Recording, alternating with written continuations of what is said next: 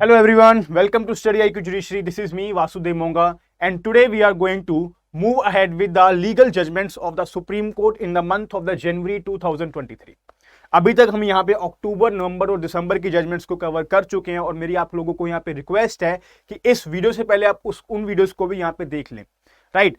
And today onwards we are going to start with the 2023 judgments from the month of the January, right? And now our first judgment is see here, Tata Sons Private Limited versus Shiva Industries Holdings Limited, right? अब ये एक बहुत ही important judgement है आपकी arbitration and conciliation act को लेके। As we know यहाँ पे कि आर्बिट्रेशन को अब सिविल जुरिस्डिक्शन काफी ज्यादा मिल रही है, राइट? और आर्बिट्रेशन का मेन यहाँ पे ऑब्जेक्टिव क्या है कि जल्दी से जल्दी प्रोसीडिंग्स खत्म हो जाए।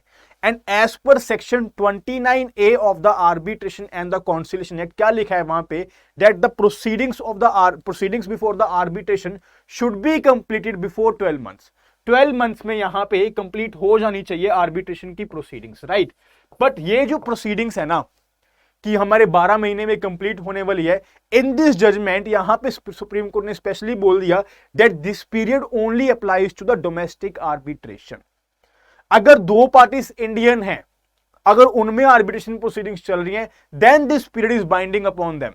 बट अगर यहां पे इंटरनेशनल कमर्शियल आर्बिट्रेशन है, दैट इज एक पार्टी यहां पे इंडियन है और एक पार्टी यहां से बाहर की है, इधर it is a company which is designated outside India और अ फॉरेन गवर्नमेंट। अगर यहां पे इंटरनेशनल कमर्शियल आर्बिट्रेशन है तो ये 12 मंथ का जो टाइम लिमिट पीरियड है that is not mandatory, right? और ये आपको क्वेश्चन यहां पे प्री के लिए बहुत ही इंपॉर्टेंट रहेगा। जो भी आपके अपकमिंग यहां पे प्री के एग्जाम्स हैं, स्पेशली यहां पे दिल्ली के लिए क्वेश्चन आएगा कि जो 12 मंथ्स का जो पीरियड है क्या वो मैंडेटरी रहेगा आपका इंटरनेशनल कमर्शियल आर्बिट्रेशन के लिए, तो आपका आंसर यहां पे नो होना चाहिए। क्लियर हुई बात? Moving on to the next question, KC cinemas versus state of Jammu and Kashmir. Again a very important question. इस क्वेश्चन को आपको यहां पे 10-10 नंबर में पूछा भी जा सकता है, लाइक एमपी के मेंस में आपको क्वेश्चन पूछा जा सकता है, और प्री में तो इसका क्वेश्चन आपको बनेगा ही बनेगा। प्री में तो आपका डायरेक्ट क्वेश्चन यही बनेगा कि ये जो सिनेमा हॉल्स में जो ये बिजनेस करते हैं अब यहां पे क्या हुआ है, यहां पे सुप्रीम कोर्ट ने स्पेशली बोल दिया कि जो इनका जो प्राइस होता है, जो महंगा होता है, वो that is their own wish, वो यहां पे रख सकते हैं। बट कौन से आर्टिकल में क्या राइट है उनका, आर्टिकल कौन से है जहां पे इनको राइट ये मिला हुआ है, that is 19(1)(g) of the Indian constitution. यही आपको प्रीलिम्स में क्वेश्चन आने वाला है, और ये 101% जितने भी आपके भी नेक्स्ट प्रीलिम्स आ रहे हैं उसके लिए क्वेश्चन आपका बहुत ही इंपॉर्टेंट बन रहा है। तो Supreme Court upholds the right of the cinema theatres and the multiplex to prohibit the taking of food and the beverages from the outside.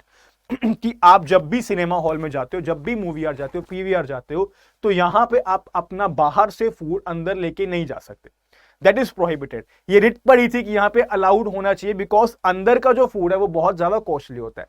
But यहां पे सुप्रीम कोर्ट ने लॉजिक क्या दिया, see that as per article 19(1)(g) of the Indian constitution, वो क्या बोलते हैं, right to trade, that every person has a right to trade. The condition of entry is imposed as a direct result of the exercise of the right of the cinema holders on owners to carry on a business or trade under article 19(1)(g) of the Indian Constitution। और ये question आपका मैं लिख के दे सकता हूं, prelims के लिए आपका इंपॉर्टेंट हो चुका है। फॉर एनी प्रीलिम्स जो भी इस साल में आने वाले हैं, इस क्वेश्चन में आपको ये मिल जाएगा। और यहां पे the commercial logic of prohibiting movie goers, यहां पे लॉजिक क्या है, आप लोगों को भी लगा होगा कि अंदर इतना महंगा फूड है, अफोर्ड नहीं कर सकते, टिकट से महंगा तो अंदर जाके फूड मिलता है, अफोर्ड नहीं कर सकते बहुत लोग, तो यहां पे सुप्रीम कोर्ट ने क्यों नहीं अलाउ किया। See we have to see both ways ना। जो बंदा वहां पे जाके हॉल ले रहा है, एक बिजनेस कर रहा है, वहां पे जाके we have to see both ways, उसका भी तो right to trade, right to business है।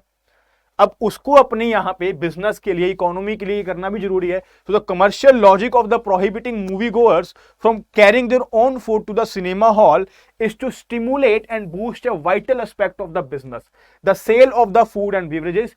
If business owners are not permitted to determine the various facets of their business in accordance with law, economic activity would come to a grinding halt। उनके ऊपर तो यहां पे असर पड़ेगा ही पड़ेगा, but यहां पे पूरे देश की इकोनॉमी के ऊपर भी असर पड़ेगा। तो this was the commercial logic and it is very important case. यहां पे केस का नाम भी आपको याद रखना है, particularly this article, that it is permitted under article 19(1)(g) of the Indian Constitution। Moving ahead to the next case, यहाँ पे this case is related to CPC. ये सीपीसी के रिलेटेड आपको केस है, Sanjeev Kumar Singh versus state of Bihar. अब ये एक कंसेप्चुअल कंसेप्ट है, इसलिए मैंने एक ही लाइन लिखी है कि मैं आपको यहां पे समझा दूंगा। सी नाउ मान लीजिए ए वर्सेस बी यहां पे केस चल रहा है, ए वर्सेस बी केस चल रहा है और यहां पे A is a decree holder and B is a judgement debtor. That is judgement किसके फेवर में गई? ए के फेवर में गई। He is a decree holder and B is a judgement debtor. Now जब अपील करेगा B, whenever B will appeal in the appellate court, तो क्या जो ये डिक्री होगी, मान लीजिए ए जीत गया, तो अब ए क्या करेगा? The movement A won the case, the movement it comes in the favour of A क्या करेगा? For the execution of decree, decree की एग्जीक्यूशन के लिए जाएगा कि इसको इंप्लीमेंट कीजिए, आपने ऑर्डर तो दे दिया, राइट। और बी क्या करेगा? अपील के लिए जाएगा। अब बात यह है कि जब बी अपील के लिए जाएगा तो क्या ये स्टे हो जाएगी डिक्री? क्या डिक्री के ऊपर खुद ऑटोमेटिकली स्टे लग जाएगा? No, you have to apply with an application for the stay of the decree. आपको यहां पे स्टे की एप्लीकेशन डालनी पड़ेगी। खुद पे खुद यहां पे कोई भी डिक्री यहां पे स्टे नहीं होगी। अगर आपने यहां पे अपील कर भी दी ना और अपील चल रही है, एपीलेट कोर्ट में अपील चल रही है, then also A can execute that decree. A execution court में जाके अपनी डिक्री को एग्जीक्यूट करवा सकता है। और मान लीजिए बी अपीलेट कोर्ट में जाके बी के फेवर में डिसीजन आ गया, तो होगा क्या? अब बी के फेवर में डिसीजन आ गया अपीलेट कोर्ट में और ए यहां पे डिक्री को पहले ही एग्जीक्यूट करवा चुका है, तो क्या होगा? Then you will file an application under section 144 of the CPC. क्या बोलता है वो? फॉर द रेस्टिट्यूशन, कि जो सब भी ये डिक्री की एग्जीक्यूशन में इसको मिला, प्रॉपर्टी इसको मिल गई, पैसे इसको मिल गए, वो सब कुछ रेस्टिट्यूट की जाए, right. That is why it is always mandatory as an advocate, आपको पता होना चाहिए, एज एन स्टूडेंट आपको पता होना चाहिए that whenever you are going to appeal, पहले आपको यहाँ पे स्टे की एप्लीकेशन भी डालनी चाहिए कि जो डिक्री आ चुकी है पहले उस पर स्टे लग जाए, सो दैट बाद में आपको ये रेस्टिट्यूशन की प्रॉब्लम ना आए, right. Now moving on to the next case, C Elumalai at Venkatesam versus M Kerala. This case is related to the transfer of property at section 6A which talks about the spec successions. See, मान लीजिए आपके father की एक property है, दो properties है, मान लीजिए दो आपके फादर की दो प्रॉपर्टीज है, one is an ancestral property and one is his self acquired property. Property one is his ancestral property, जिस प्रॉपर्टी में आपका भी राइट है एज अ को पार्टनर, चाहे आप यहां पे सन हो चाहे आप डॉटर हो, डॉटर को भी अब को पार्टनर माना जाता है। The moment you have taken birth, you have the right in this property, in the property 1, which is his ancestral property, and in the property 2, which is his self-acquired property. क्या उसमें आपका कोई right होता है? नहीं होता, जब तक आपके फादर की डेथ नहीं होती। या तो आपके फादर एक विल बना सकते हैं और उस विल के अकॉर्डिंग वो अपनी प्रॉपर्टी को कहीं भी दे सकते हैं, और अगर वो विल नहीं बना रहे तो यहां पे क्या लग जाएगा? सक्सेशन का रूल अप्लाई कर जाएगा हिंदू सक्सेशन एक्ट में कि वो प्रॉपर्टी किस किस बंदे को डिवॉल्व हो रही है, राइट। बट जब तक ये ना, अभी तक ये फादर की प्रॉपर्टी किसी को गई नहीं, इधर ऑन द डेथ सक्सेशन का रूल लग जाएगा, या फिर विल भी कब ऑपरेट हो जाएगी? विल भी ऑपरेट तभी होगी जब फादर की डेथ हो जाएगी। तो क्या जब तक आपके फादर जिंदा हैं क्या आपका इस प्रॉपर्टी में कोई राइट है? नहीं है। अनसेस्ट्रल प्रॉपर्टी में है, कोपार्सनरी प्रॉपर्टी में है, because you are the coparcenary right from the date of your birth. उस प्रॉपर्टी को आप यहां पे बेच सकते हो, बट आप यहां पे स्पेक्यूलेट कर रहे हो कि ये प्रॉपर्टी भी मेरे पास ही आएगी, and till now your father is alive, और यहां पे एक आप डीड कर देते हो, आप अपनी इस प्रॉपर्टी को बेच देते हो कि ये प्रॉपर्टी मेरी ही आएगी, तो क्या ये ट्रांसफर वैलिड होगा?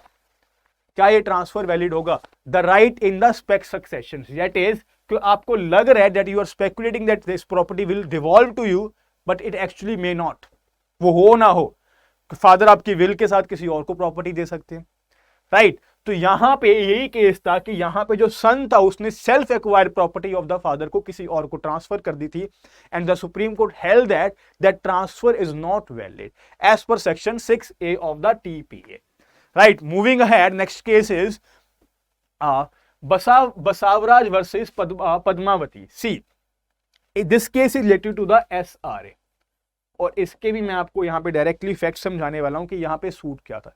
This case relates to the specific performance of the contract. SRA में एक पार्टी ने एप्लीकेशन डाली कि मुझे यहाँ पे specific performance of the contract चाहिए, कि जो मेरा कॉन्ट्रैक्ट हुआ था मुझे वही परफॉर्म करवाना है। वो बंदा ब्रीच कर रहा है बट मुझे वही के वही प्रॉपर्टी चाहिए, वही की वही बिल्डिंग चाहिए, राइट। अब चलो एग्जांपल देता हूं। ए ने एक घर खरीदना है, एक ने एक सोसाइटी में एक घर खरीदना, उसका कॉन्ट्रैक्ट हो गया कि 1 करोड़ की ये मैं फ्लैट ले रहा हूं। अब बी जो है, सोसाइटी वाला जो बंदा है, बी जो है वो बोला कि ठीक है आप मुझे 1 करोड़ रुपया टिल दिस डेट दे देना और मैं आपको प्रॉपर्टी दे दूंगा। नाउ ए इज रेडी कि मैं इस प्रॉपर्टी, मैं पैसे देने के लिए तैयार हूं, आप प्रॉपर्टी मुझे दे दीजिए, बट बी यहां पे कॉन्ट्रैक्ट ब्रीच कर देता है। तो ए कौन सी एप्लीकेशन डालेगा? ए कौन सी एप्लीकेशन डालेगा? Specific performance of the contract, कि मुझे ये घर चाहिए ही चाहिए, मेरा बिजनेस इसके पास है, मैंने अपनी फैक्ट्री इस घर के बिल्कुल पास लगा लिया, मुझे ये घर नहीं दे रहा, मुझे चाहिए ही चाहिए, स्पेसिफिक परफॉर्मेंस ऑफ सूट कर दिया। नाउ सी, ए को यहां पे प्रूफ क्या करना पड़ता है कोर्ट में जाके? A have to prove that he is financially ready and willing to perform his contract. Readiness का मतलब होगा फाइनेंशियली कि आपके पास उतने पैसे हैं, एंड विलिंगनेस का मतलब आपका कंडक्ट, कि आप एक्चुअली में पैसे तो आपके पास हैं बट आप लेना चाहते भी हो या नहीं हो। सो आपको ये प्रूफ करना पड़ता है। In this case what happened here is कि यहां पे हाई कोर्ट ने बोला कि प्लेंटिफ ने यहां पे अपनी पासबुक्स नहीं दिखाई, जो बैंक की पासबुक है कि इनके पास कितने पैसे हैं, वो यहां पे कोर्ट में प्रोड्यूस ही नहीं की, बट और इसीलिए उसको स्पेसिफिक परफॉर्मेंस दिया नहीं।